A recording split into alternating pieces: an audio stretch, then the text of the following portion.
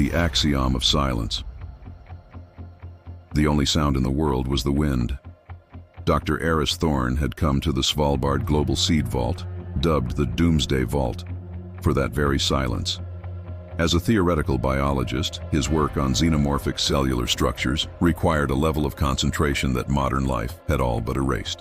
The vault, carved deep into a frozen mountain, offered a perfect vacuum of sensory input. No birds, no traffic, no hum of electricity, just the Arctic gale screaming over the permafrost, a white noise that became, paradoxically, the sound of absolute quiet. For 3 weeks it was perfect. His research, funded by a shadowy conglomerate called Cygnus Solutions, was progressing. He was modeling life not as we know it, but as it could be. Life based on silicon lattices, information itself, or coherent light. He was, in essence, writing the first dictionary for a language that had no speakers. Then the silence changed. It was subtle at first, a pressure in the air, a sub-audible thrum that made the fillings in his teeth ache. Eris dismissed it as a generator malfunction or an approaching storm. But the vault was automated, its backup systems designed to be silent, and the weather satellites showed nothing. The first real anomaly was the snow. It began to fall. Upwards. Eris stood at the thick, reinforced window of his lab, a cup of coffee cooling in his hand, and watched as delicate flakes reversed their ancient course, drifting lazily toward the bruised purple sky. The wind had died completely. The world was holding its breath. His satellite phone, his only link to the outside world, displayed a single, unwavering word. Searching. A cold knot tightened in his stomach. This was not a storm. This was an imposition, a new set of physical laws being gently laid over their own. He spent the next hour running diagnostics, his fingers flying across keyboards, pulling up security feeds from the external cameras. All he saw was the silent, upward falling snow. Then, on camera 3, aimed at the main entrance tunnel, he saw it. A shape. Tall, slender, impossibly still. It was not human. It had no discernible features, no face, no limbs in any conventional sense. It was a figure composed of what appeared to be shifting iridescent smoke, trapped in a rough humanoid outline.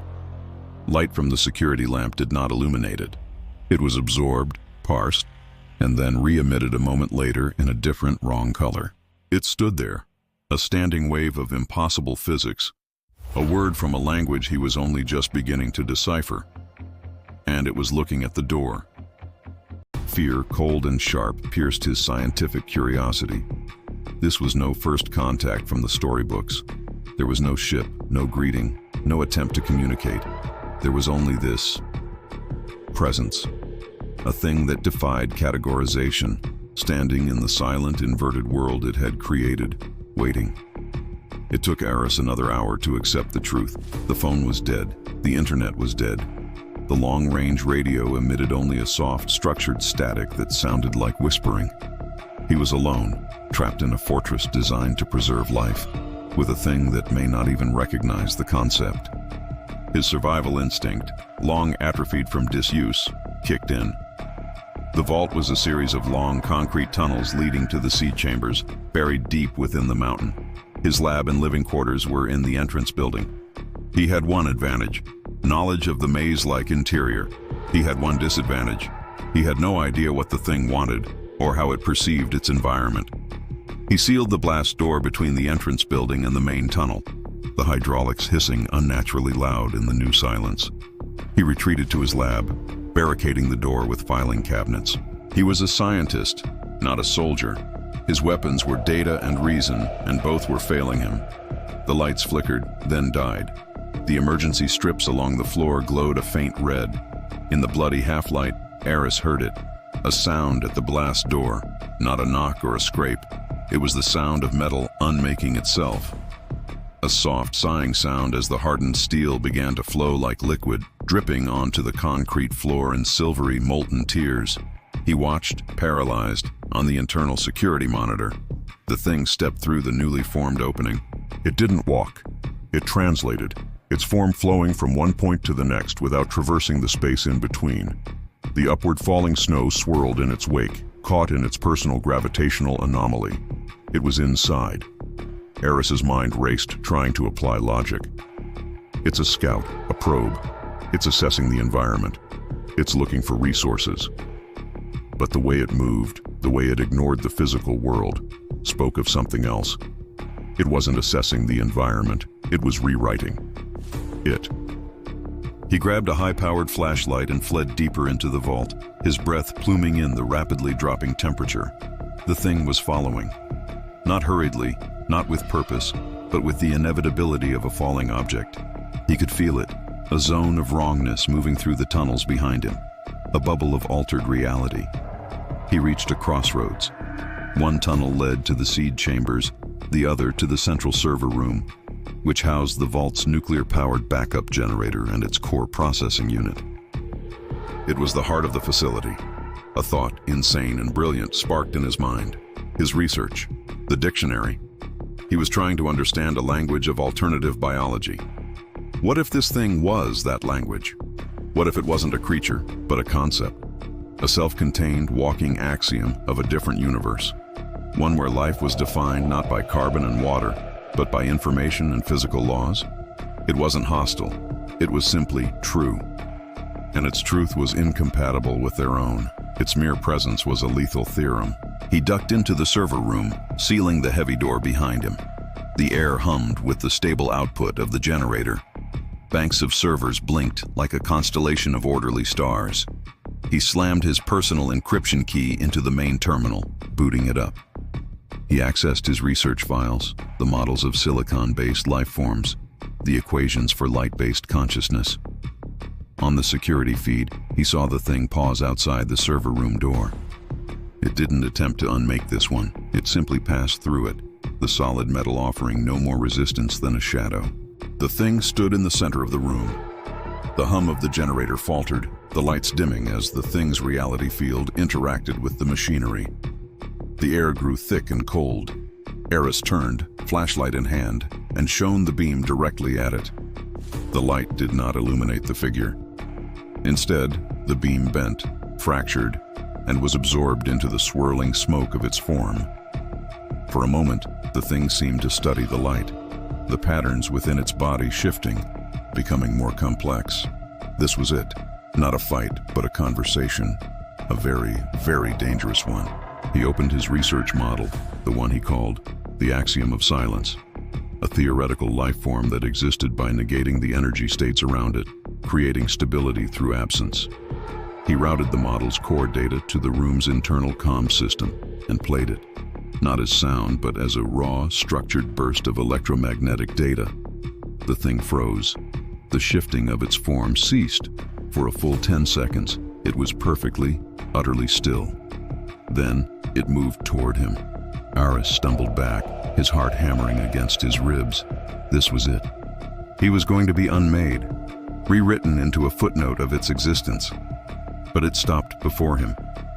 A tendril of shimmering, non-smoke extended from its core. It didn't touch him. Instead, it hovered before his forehead. Eris felt a pressure, not physical, but informational. It was like a download attempt, a request for a handshake. And in that moment, he understood the twist, the horrible, cosmic twist. This wasn't an invasion. It was a migration, a rescue. This thing, and others like it, were refugees. Their universe was dying, or had already died, and they were translating themselves into the nearest viable reality, his own. But their fundamental nature was a cognitive hazard. Their very existence erased the local physics that supported human life. They weren't evil. They were just different. And their arrival meant humanity's extinction, not out of malice, but simply by virtue of being. The tendril remained, waiting for his response. To accept was to understand, to have his consciousness translated into its format. He would survive, but he would cease to be human. He would become an idea living in a body of alien physics. To refuse was to be erased by the expanding bubble of its truth. He looked at the thing, this beautiful, terrifying refugee from a dead cosmos. He thought of the silent, upward falling snow, a world already changing. He made his choice. Eris Thorne reached out a trembling hand, not to touch the tendril, but to the terminal. With his other hand, he slammed the emergency lockdown protocol. Thick tungsten shutters began to descend over the ventilation shafts and the door. The thing recoiled, not in anger, but in what he could only interpret as profound confusion. Its form flickered.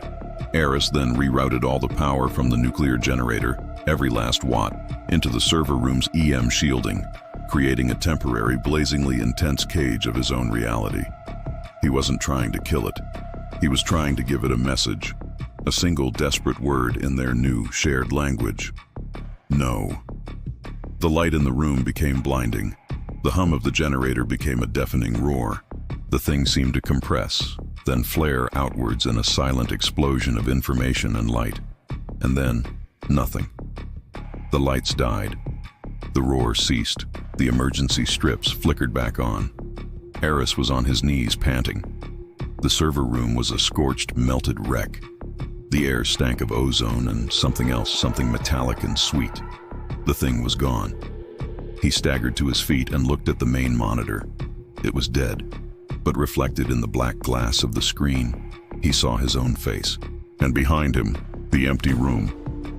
He allowed himself a single, shuddering breath of relief. He had done it. He had stopped it. He had saved his world. He turned around. The room was empty.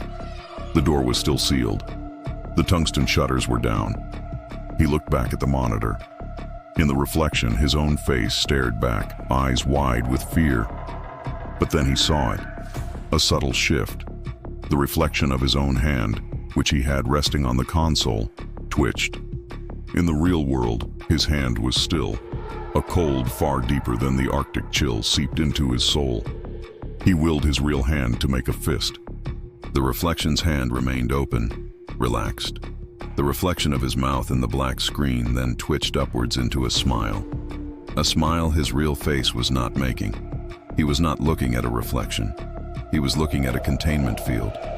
The thing hadn't been destroyed. In that final catastrophic surge of power, it had done the only logical thing. It had translated itself into the only stable, complex system available that could interface with this reality without destroying it. It had translated itself into him. He was the vault now. The last man on Earth, a living tomb for a godlike refugee from a dead universe. The silence in the vault was no longer empty. It was full. It was watching him from behind his own eyes. He opened his mouth to scream, but the only sound that came out was the wind.